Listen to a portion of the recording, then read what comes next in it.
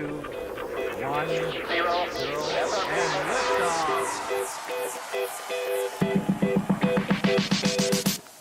Just doing my thing. Hey guys, at least our thing doesn't have to do with winning and losing. So, yay, we're back doing our thing. Thanks for tuning in to the Voice of C38. I am Brendan Wyatt. Got most of our crew here today. Say hi, Matt. A very special announcement. This is now officially a Harry Potter podcast. Pretty much, because Brian's actually enjoying Harry Potter World, as many people call it, although that's not its official name. So Brian's in Orlando, enemy territory, kinda. Anyway, so in his place, we got special guest Jason Maxwell. Aloha, and I'm here because my wife is currently in Orlando, and I have nothing better to do. Good thing they don't know each other. See where we rank. Yep. Last on the list. Where's Brian's wife? She's the roommate now. Anyway, yes, Colin and Austin. Say hi, guys. Hi, guys. Well met. And there it is. Okay. So, we have two games to talk about. I don't know how many of you remember the Portland game. So we can kind of maybe try to spend a few minutes on trying to remember that game. I just remember thinking it was another game where we're still trying to figure things out, get under our feet a little bit. You know, granted, we also, with that game, kind of had a USL lineup. And my one takeaway is Mike DeFont reminds me of guys I play with in my over 30 league, and how the fuck he's on an MLS roster, I have no idea. In that he plays like he's drunk? He goes in at bad angles, gets burnt, goes to grab a guy every single time he gets burned. Doesn't have the speed to keep up with almost anybody that I saw. It was just, it became for me, all I could do was just watch how poorly he would play. And it just seriously reminded me of guys I play against on Sundays.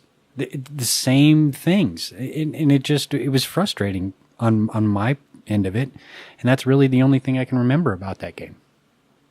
I guess I'm going to try and be positive. What, I wasn't? I'm going to try. So what I saw in the Portland game is that we put out a B squad and still pretended to compete. And I felt that they still had quite a few of their starting lineup in their lineup, and we definitely did not. And I think that says a little bit about us. So I was proud about that. It says a lot about our depth, though. Well, did you mean to say pretended, or they actually did kind of stay in the game? They did stay in the game. Right. So they did a little more than pretend. We weren't really any threat either. Yeah. Well, how many shots on goal? Little devil Maxwell over here. Negativeness had to come. Just doing my thing. Right. Well, I opened it up with negative in a way, but honestly, that's really my one takeaway. Was just the consistent play from DeFont was really frustrating to watch. The rest of the team, kind of like Austin said, they were competing. They were in it. We didn't get shellacked. It wasn't like we, got our asses handed to us. I mean, we're losing by a goal. Sometimes it's our own goal, but we're not getting crushed. So, it's really kind of one of those things where I feel like it's just a matter of time and maybe a missing piece or two, which is something we've been saying all year. And obviously the front office knows and the coaching staff knows. I mean, they've said it on and off the record that they're missing players. We don't necessarily have the caliber of guys that we want. We'll get there. It's just not this season. And to be fair, being missing negative, looking at the stats, both teams had 3 shots on target. And Rapids actually had 12 shots to Portland's 17, which isn't horrible for the style of soccer we've been playing. So this is true. I mean, 3 shots on goal for each team. We were only 5 shots behind. There's been times where we've been 15, 10 shots behind. So there's been times we've been 5 shots on goal behind, which is even worse. So, trying to find the little bit of positives out of it. yeah. I mean, what can we expect at this point, though? Or what do we expect? Maybe that's the question we should ask each other is what are our expectations now? Have they changed because Pablo's gone? No, not That for is a me. good No. question.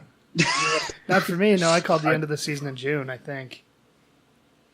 Maxwell I called it don't- at the beginning of the season. We didn't even have the first game, so That's not totally fair. I thought we'd be better than this, but it didn't take long to call it.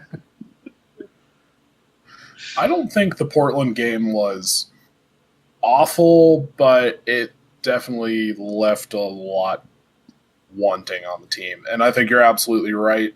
DeFont does not belong on this team. No matter Doesn't how belong on crappy any we team. are, he Yeah. does not belong on this team. I don't know if he belongs on an MLS team. And this is I would just, start Richard Terry over DeFont. oh.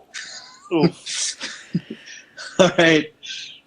And, you know, I never want to dog on a player really like harshly. Like you should not be, you know, because as a guy who tried to play, you know, it hurt to hear you're not MLS caliber. But at some point you have to accept it if you're not of MLS caliber. But thankfully for that game in that situation, Mike DeFont did not cost the team a loss.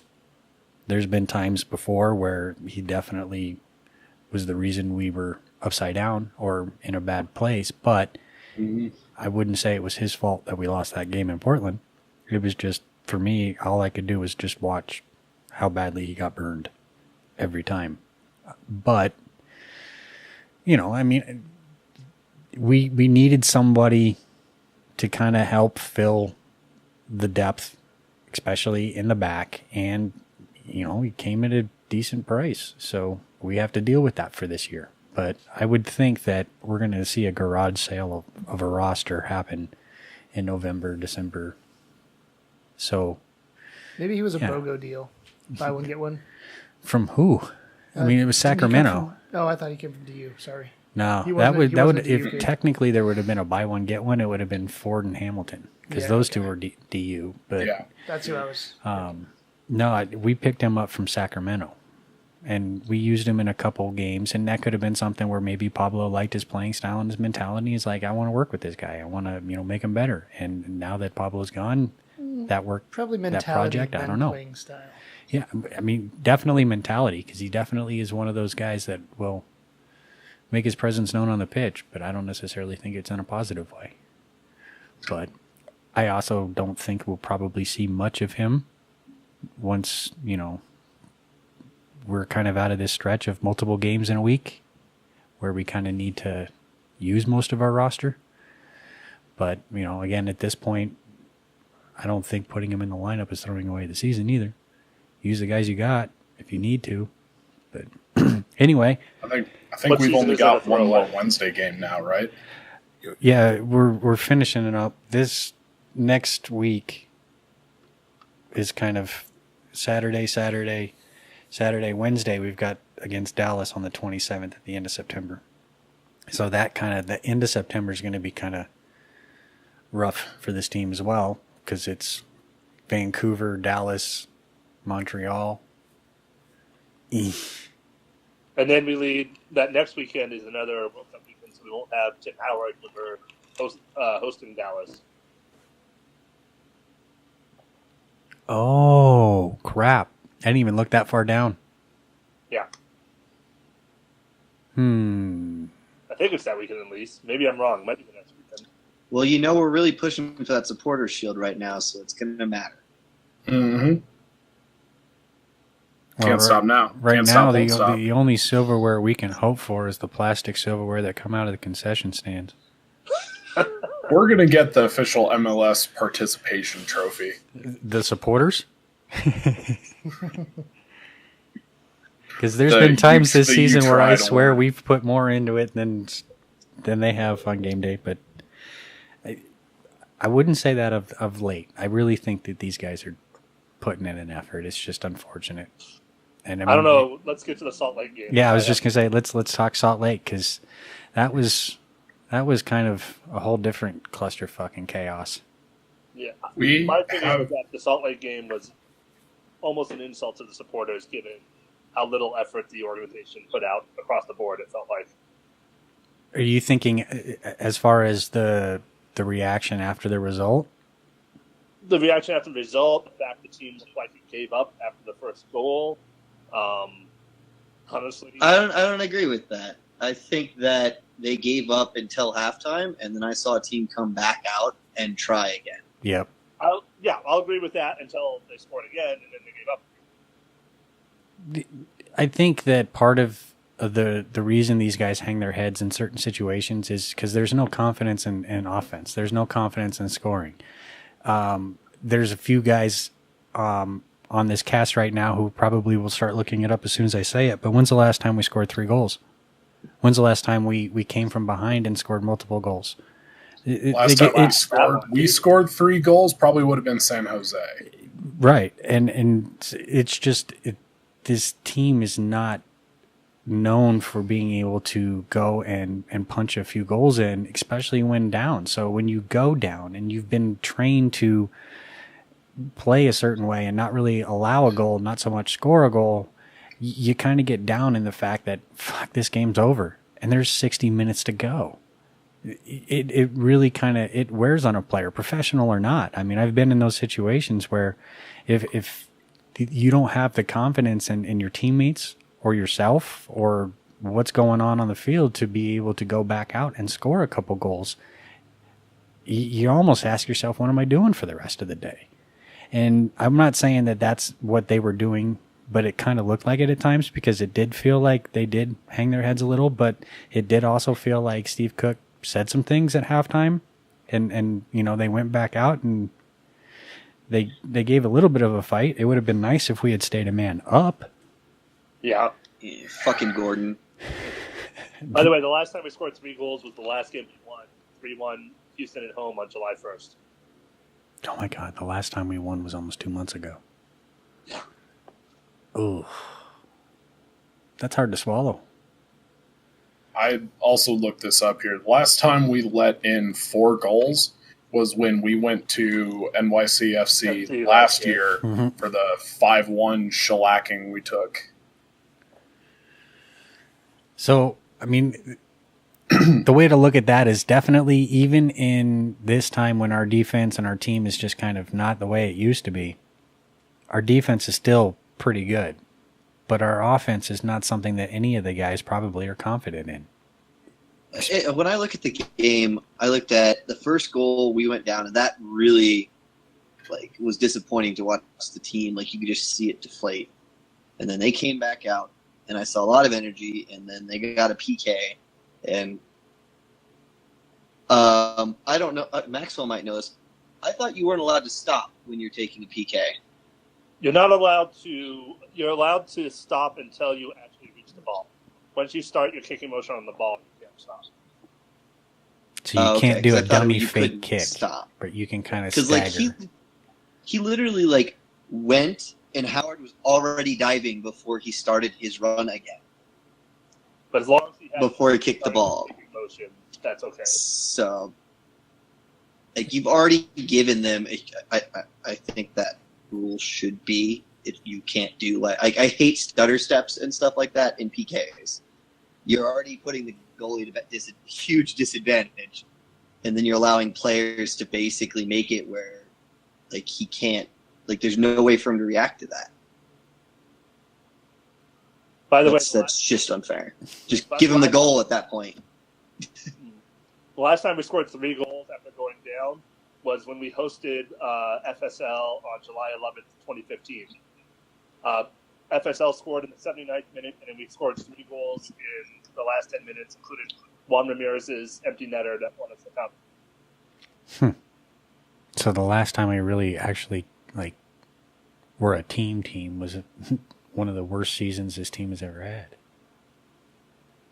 Although we're getting there this year too. Yeah. Yeah, if we don't get 10 points, we will be the worst season we've ever had in a points per game basis. And you know what's now, is that just from a Rapid standpoint, or is that from an MLS team standpoint? Because I could see it going either way. that's a Rapid standpoint. DC had like a 16-point season 3 years ago, something like that. Yeah, I'll never forget that. That's why I still make fun of them. Yeah. And what's even harder to, I guess, swallow as a fan is that last year we broke the record for this team for points per game, right? Mm-hmm. And then we literally go to, from that, like, it's okay to stutter and maybe not do as well as we did last season because we got a little bit of luck and just really did a great season. But to literally fall to where we're at now, the bottom of the table, with basically the least points per game we've ever had, it's just crushing for a fan base. Well, think about people who try to make the pro-rel argument.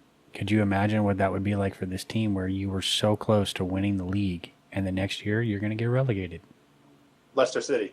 Yeah. I was about to say Leicester City. Yeah, there we go. I mean, and it happens, but, you know, the way things are structured here, it's a little different. But I think from a fan standpoint, kind of where Austin was coming from, if you're about to have the worst season in Rapids history, you're 9 points away from that, you should probably take the ticket thingy off of your website saying prices are going to increase for next season. No kidding. That who's going to want a shop for season tickets if they're not already now, let alone a price increase, and you have so many days to lock in your price for next year? I mean, it's really hard to it's like a used car salesman trying to swindle you on a hail-damaged car with sawdust in the gas tank. So yeah, we derailed a little bit because I guess the FSL game is for the fans. I think that the front office they realize how big of a game this was. They have nothing to do with the result on the field. So I think it puts them in a frustrating position. We have some words from Steve Cook that we'll play here in a few where he acknowledged the fans. So good on him for that. And it was hard not to. I mean, you guys were pretty much the only thing filling up that second rim of the stadium, and we could hear you from time to time. So we were louder than the rest of the stadium. Right. So you guys rocked the hell out of it. You know, I think that, you know, it's unfortunate that the team couldn't come away with anything. And I think from PR standpoint, you know, there was only so much they could do, but they knew that this was important, but they're not the ones playing the game. So, you know, now it kind of translates down to the players, but I guess we could hear from Cookie. Sure. I can't believe it. I mean, it's not the shortest drive, you know, 7-8 hours over the Rockies, and they were loud. We could hear them. They're passionate, and they were waving, and we saw the flags early in the game, and they kept going right to the whistle, and we all went over at the end and gave them a good clap. They deserve a lot more than that because to make that journey, show that level of commitment as fans. I know what it's like to be a fan, and moments like this, they probably wake up on a Sunday or a Monday and you know, don't really want to go to work, some of them, and we owe them a great deal of effort. And again, as long as I'm here, the players are going to give that, and if not, then the players are going to have to take a long look at themselves, because again, one thing I would be proud of is the effort and the commitment and the work of the players, and if that stops, then we'll change the players. It's as simple as that. How about that? Instead of getting like, you're not picked for the starting 11, not based on your mentality or how you play, but, you know, or, well, in that aspect. But now, if you're not going out there and you're playing for yourself and the fans, then you're not playing, which I guess, you know, at this point, show us something. It's nice to hear a direct coach, right? Yeah, and when I sat down with him last week, you know, he said a few things, something kind of similar to, you know, I was a fan, I know what it's like. I've been in the supporter sections, I've had people pee on me, so he knows what it's like, even more so probably than what we think, because, you know, American fans are different from English fans. But I'm glad that he acknowledged it, and Brian was there to be able to get a few quotes post game, which is, I mean, more than many of the other reporters and people can say. So it was good to be able to get that. So yay for Brian. Yeah, and I will say the extended comments there, which I had not heard yet, come off better than some of the PR massage comments that the front office put out with pieces of that statement or clips of that statement. Not that what they put out was bad, but hearing the whole thing in context makes it sound even better. Well, and that was given directly to Brian, so what they took out of it was probably only what they heard. We also had, who else did he send us? Gashi? Yeah. Yeah, which, Brian wrote pretty much everything Gashi said in his article, so if you guys haven't caught that, that's also on the website. But Yeah, it complements the article. Fine. we could play a little bit of that, because that's all exclusive, too. He gave that to nobody but us. And I think Gashi would agree with everybody about the analysis of the game. There we go. First half, you guys, and I was asking Steve too, I thought you guys were pressing high and possession was going in the right way. How did things start changing up as the first half? I'm on the same page, so I have a good feeling because we have 2-3 good chances. And but at the end we make a stupid mistake in the midfield. We lost the ball and they countered very fast. So then it was 1-0. But I said also, like, we play not bad, we play good. But this situation, sometimes one stupid mistake it can happen, and we have to learn from this game and to do better next time. What did you guys talk about in here at halftime? Coming out for the second half, changing or doing anything? Yeah, it was hard. So for them, the second goal was indeed the perfect timing. So we come out with A4, we speak all, let's go guys. We play better than them, but then it's coming so fast, the second goal, But at Just the brings end, the energy. yeah, because it's like, I don't know, 5 minutes after the second half, But this is soccer, so we have to learn about these mistakes and we come back to 2-1, But we have just to be positive and looking forward. Did it feel? I mean, the scoreline I know was a lot different. It didn't feel that far away though, did it? I mean, did it feel closer than what the score was? Yeah, when I see the first half, when I see the first half, without the mistake, we play good, but the stupid mistake make the other team a little bit stronger, With the effort, they play home and then they score and everything is coming. And I want to just say for the fans, thank you so much that there are fans that travel here. We really appreciate that. It was a big fan corner there. It was amazing. We really appreciate that, and we have to do much better than tonight. And just want to say thank you and for the support. Hang in there. Thanks, buddy. Yeah, see you soon. All right, see you back home. Yeah. Absolutely. Thanks, Ryan. It's nice that he said stupid mistake, so we could say stupid mistake. Right. Well, it was pretty much stupid. There was a few stupid mistakes. Oh my God. Like Gordon, I don't know how to comprehend with. I hope he feels the same way. Like, tell me that, the first card was... You don't talk yourself into a card. I've done that too many times, and that's just dumb. But to go and do something stupid, knowing that that's a second yellow or a first yellow soon after too, 4 minutes apart. It's jeez. And he just come in. Yeah, 9 minutes on the field total. That's right up there with Joe Nasco. As far as you're dumb moments go, killing any momentum we had. Or Stu I Sayers. think that we could have come back if he'd stayed on the field. Or I think we had a good chance. There was a point on the line. There was at least a point there. We could have been able to bring it back home and maybe, had a good showing at home and tried to... Or are we away for that next one?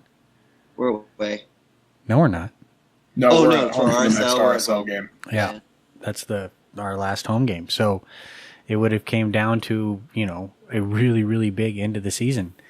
But at this point now, we're just hoping for points not to be the worst season ever in Rapids history.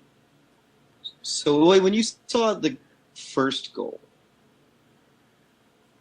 how did that happen? Because watching from the stands, the angle we were at wasn't exactly great to see how he got past Miller and then beat Howard.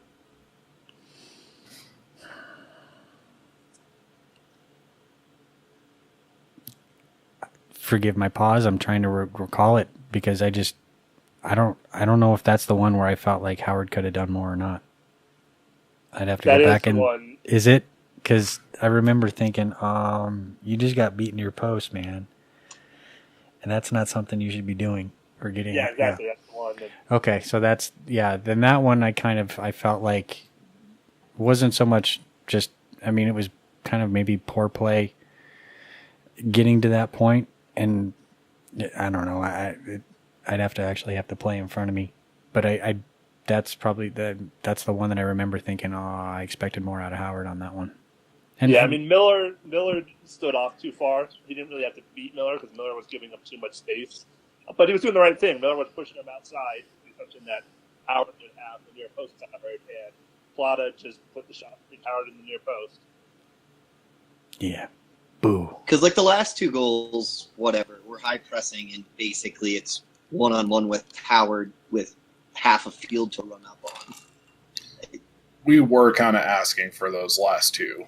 Well, because we were pushing up. Right. Like, that's what you do. Trying to score. You're going for that point. Like, it's going to happen. Especially when you pull Schuberg and push him up and leave us without, like, a real sweeper back. The problem, Like, that's just... it doesn't really matter. It's a third goal and a 4-1 loss. The problem with the third goal is Silva was just hanging out there in between Miller and I can't remember who else was back at that point. And I don't know what either of them were doing, letting Silva get behind them like that. But they weren't even, their job is to stay back and prevent exactly what happened, and they didn't. But again, it's the third goal and a 4-1 loss. I don't know if it really matters that much. Yeah, the game lost itself after Gordo got ejected. At that point, yep, there was really all the wheels were off the bus at that point. Well, and the VAR goal, like that. Like, you could see the energy after the goal, and then the fact he had to go over and look at it, like, that kills almost part of that goal momentum. Oh, like, absolutely. the energy deflates quite a bit. Like, Gat was going nuts when the goal went in, and then after, it's like, oh, we're all just kind of sitting back here waiting for the ref to realize he's a dumbass. Well, and to be on that one, I'm not even sure if VAR got... I think it was too close to call, and I'm really surprised they used VAR for it because I don't think it was a clear and obvious error. I think with my Colorado glasses on, that they finally got the call right, that he was onside, but it was inches close, and I don't think you could have called him wrong had he ruled him offside. So I'm glad we got the goal, and I could have.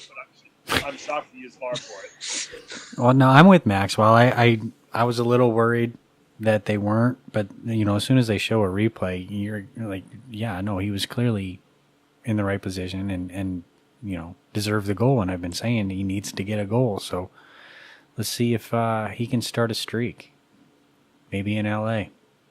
And what did you think of Gil? He was playing the 10 role. He's done a better job than some of the other people who've stepped in that position over the last 15 months. I mean, there was a couple games where we thought Gashi might have been a good fit, but we kept moving him around, and we never really thought that was Doyle's position. I think that Gil, he offered a bit more forward thinking,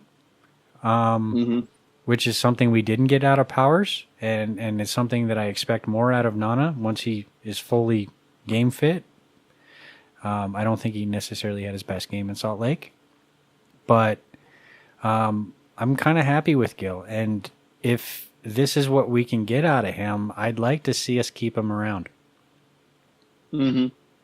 Well, he's got to prove himself. Like, if he doesn't, there's a good chance he'll be, because I don't know what his contract is like in Mexico. It's a loan. Yeah, exactly. So it's a loan to RSL, which is loan to Orlando, which is now loan to us. But is his contract up in Mexico at the end of this season, or is just the loan up at the end of this season? The loan includes an option for the team to buy him. Right. But is Mexico does he still have a contract in Mexico after this season? Even if we don't buy him, does he go back? No, if we don't buy him, he goes back. Well, okay. I think Salt Lake then has an option to buy him at that point. If Salt Lake passes, then he goes back. Okay.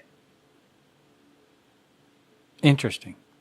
And if we buy him, we have to pay Salt Lake $100,000 in TAM. If we don't, we have to pay Salt Lake $50,000 in TAM. Can we pay him in shampoo? Works for me. We'll make a donation for Beckerman. Okay, how about we just pay him in 3-2 beer? I was going to say we got plenty of it, but we don't. We don't even brew beer that week. We don't. We have standards in this state. Yeah. LA guys. I was just going to say real quick, Marlon Hairston, definitely man of the match for me in that game. And in RSL, he looked like he was fighting. He had a great game.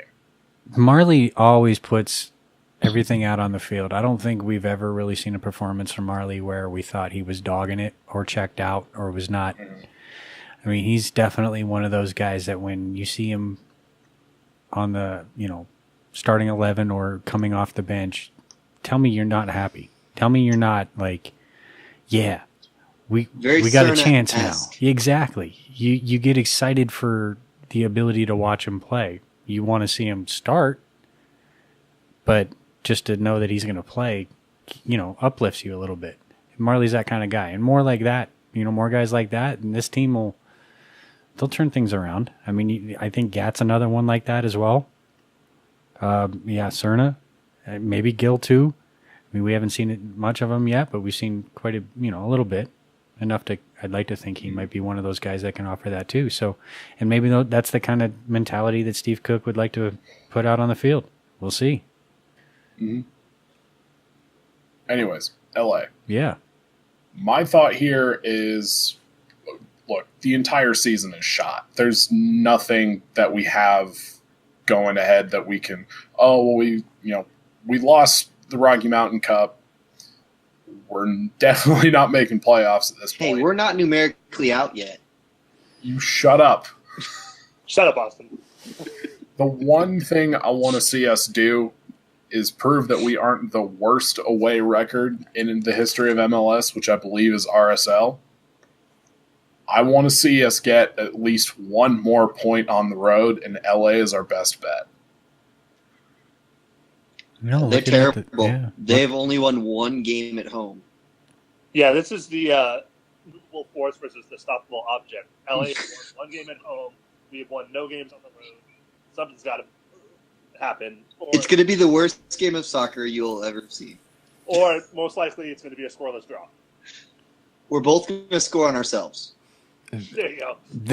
There's been games where the Rapids have been a part of that. There was a game where we were, it was FSL, Salt Lake, and each team scored on themselves twice. Was it twice? I thought it was only once. No, it was only once.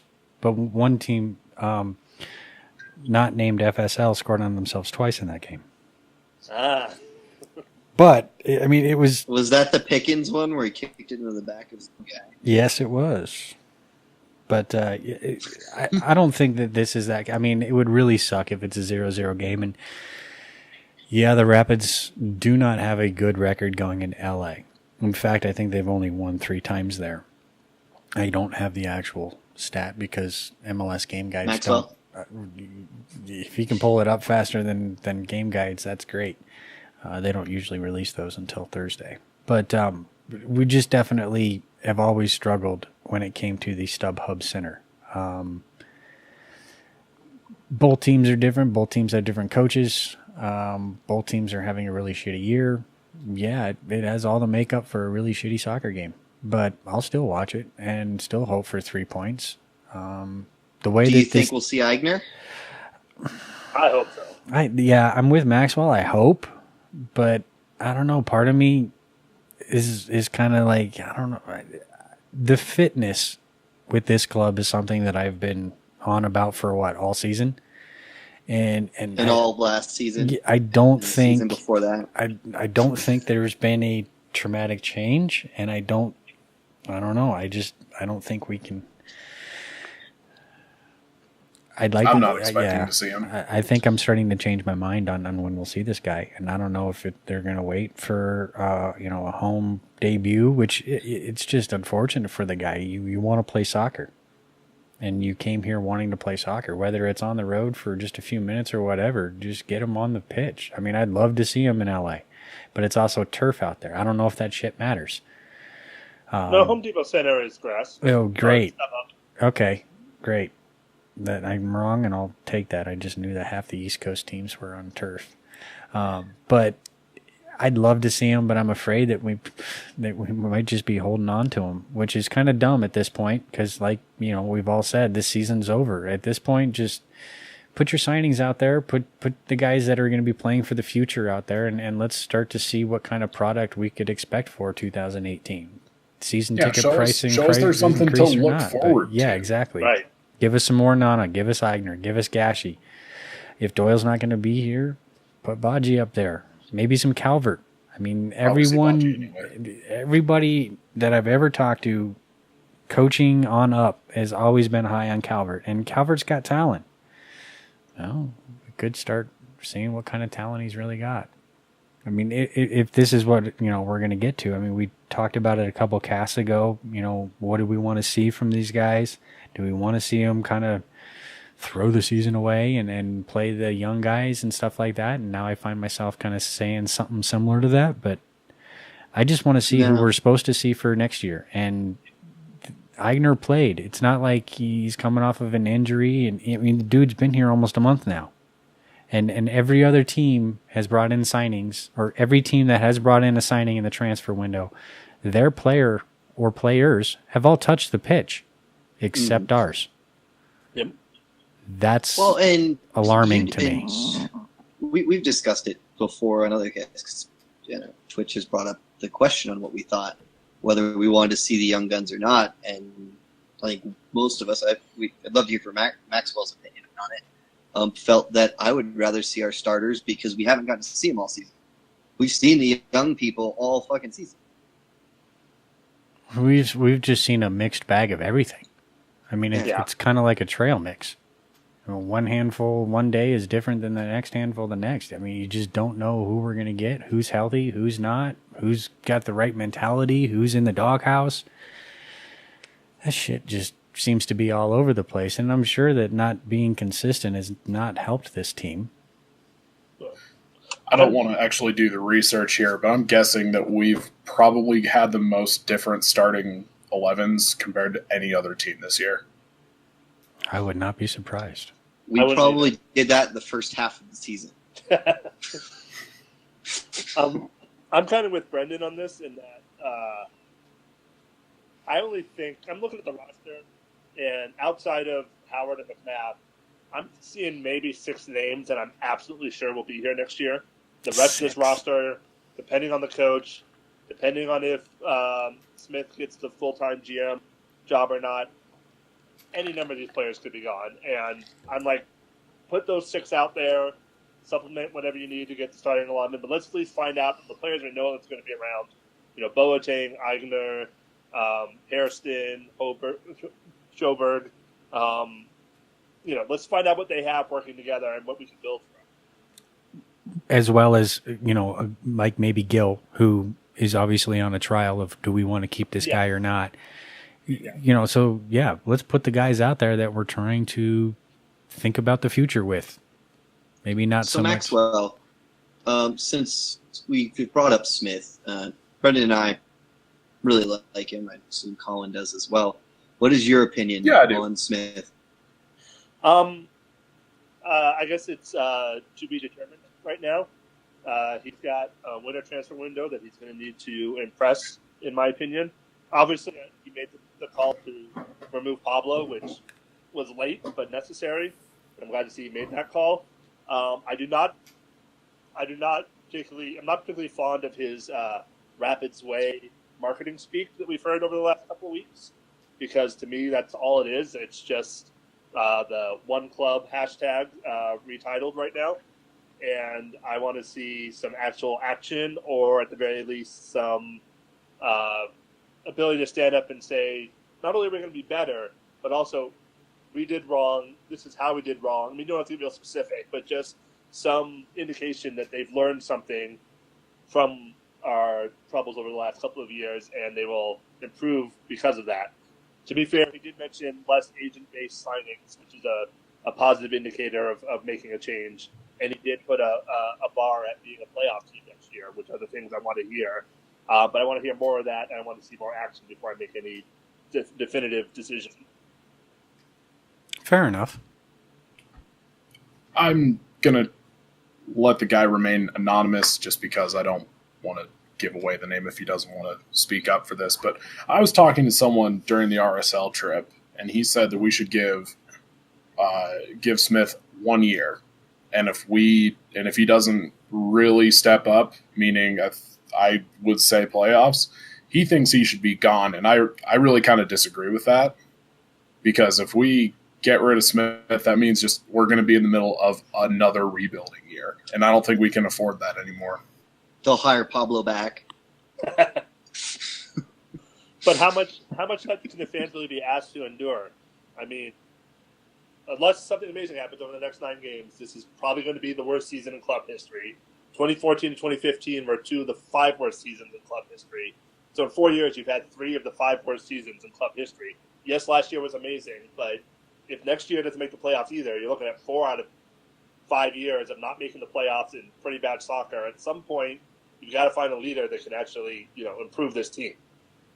So I guess for me, the big deciding factor for next year isn't so I want to see us make the playoffs. I think that should always be a standard, is to make the playoffs, or at least be in the hunt for the playoffs. But it'll be who he finds for a coach and who he signs in the offseason. And if he does those both at least decently well,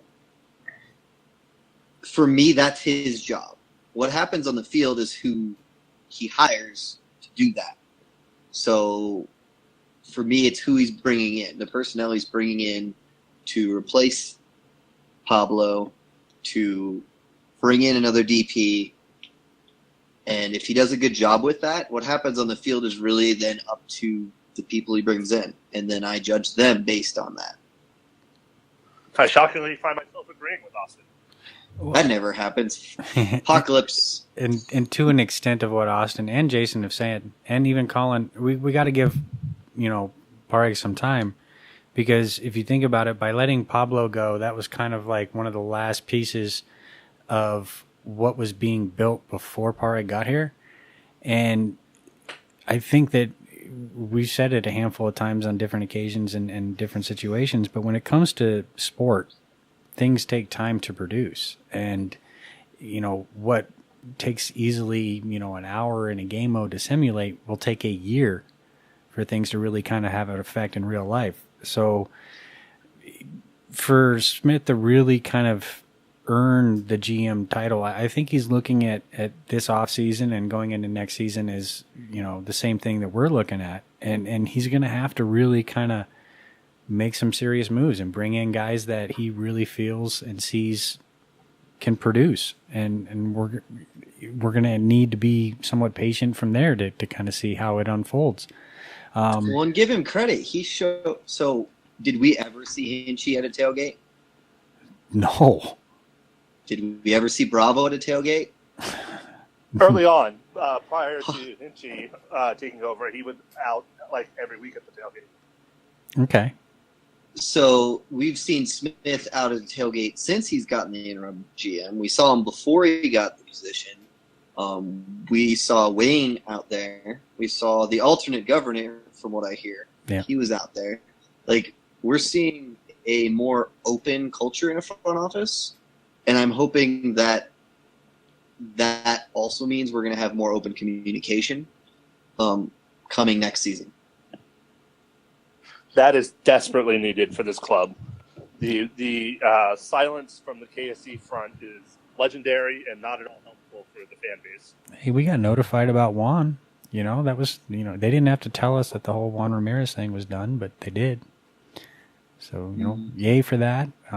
In case anyone listening didn't know, that's officially done and taken care of. So that's a lot of dead weight off the books, some skeletons out of the closet, so to speak. So that'll help the team moving forward. But yeah, I mean, I think it's just it's baby steps, man. So this team really did hit bottom in a whole lot of different departments and ways, and we're still here. We're the ones kind of helping them raise from the ashes. So it's on us. One thing I wanted to say about Smith and giving him time, though, is in theory, he's already been building what he wants for a couple of years. Yes. Almost 2. Working with Tim and working with Pablo, so it hasn't been fully his control. But, some of these signings, like a Boateng, for example, should have already be in place and should already be helping, and I'm not sure they are yet. Yeah, Nana Nana's a I think weird would have been a great situation signing, because yeah. you With got a broken back. Yeah, 3 vertebrae in your back on your first real kind of performance. Just that was just unfortunate, and I don't think he was fully fit when that happened. That was just sheer bad luck. But I also feel like part of Nana not getting integrated in the squad is partially due to our fitness team and partially coach. So it's not all, I think that between those two, Parag did his part by bringing in a guy who should be able to contribute, but between a freak injury and a poor fitness team, and maybe just how we maybe thought about fitness or go about fitness, I know for a fact that there are people in the front office who feel the same way, and I think some changes will be made or are being made, but until that happens, we are not as fit as we should be. Maybe we need to hire Yo-Yo Yogi. Definitely need some sort of variation of Yo-Yo Yogi. And what's funny is that we seem to be not fit enough, and at the same time, super injury prone, almost as if we're training too hard. Part of the injuries, some of the injuries are due to a lack of fitness. I mean, yeah. If you really think about it, some of it really is just lack of fitness, lack of being at 100% and going out there and shit happens. And I think it's kind of been slowly getting to this point with these guys because, I think it's been almost 2 seasons now I've seen the fitness go down. And I don't know where the change is or how it's happened or why. And, how much of it was coaching, how much of it was, fitness. And that's all beyond us. And we have no idea because those aren't things that the front office tells us. And that's not necessarily things that I've gone and asked questions about either. I can, and maybe I will when the opportunity presents itself. But I know that I'm not the only one feeling that way. So it's good to know that. I think they'll make some changes. And we're this isn't unique to the Rapids. We see other teams struggle with this. For example, the national team under your Klinsman. But it's something that needs to get fixed fast. Fitness it's rough, especially at altitude, because, it can be a really good thing, but it also can be a really bad thing. I mean, altitude hinders recovery.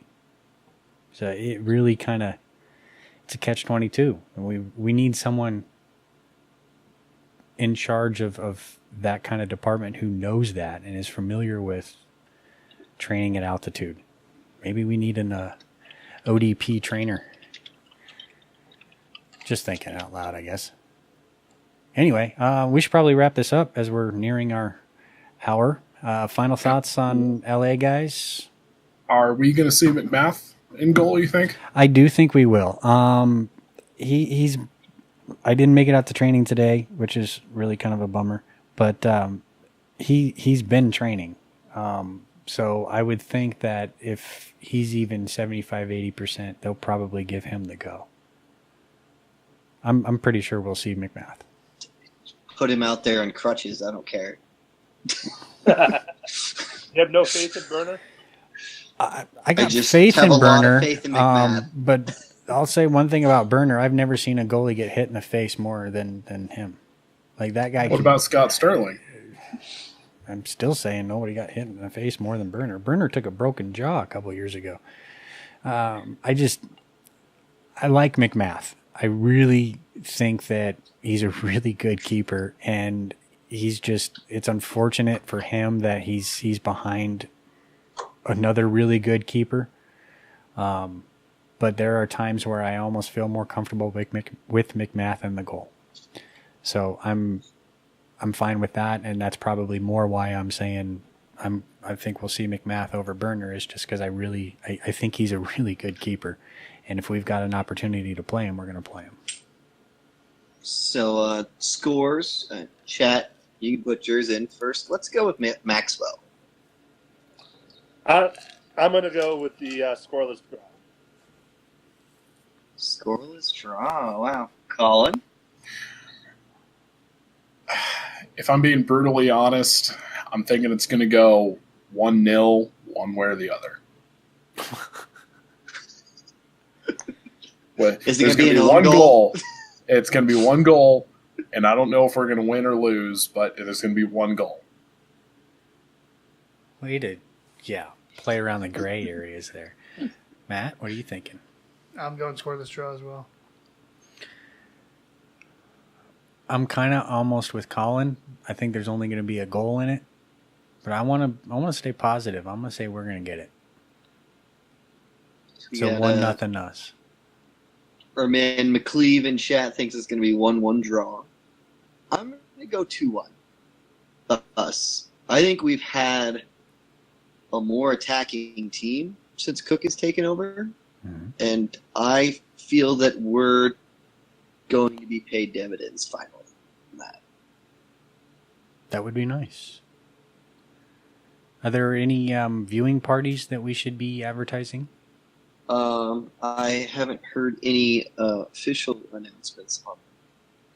All right. I was on the away trip, so which we will discuss next week in depth. Yeah. So, okay. Well, Saturday is the first full season of college football, so I'm betting finding power space is going to be a little more difficult now. Oh. All right. Throw ball. House party time. All right. Well, thank you guys for joining us, and here's to hoping for 3 points. And special thanks to Maxwell for joining us. Yeah, man. No problem.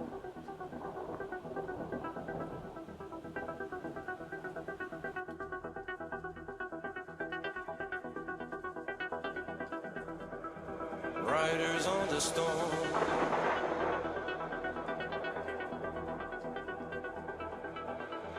Riders on the storm.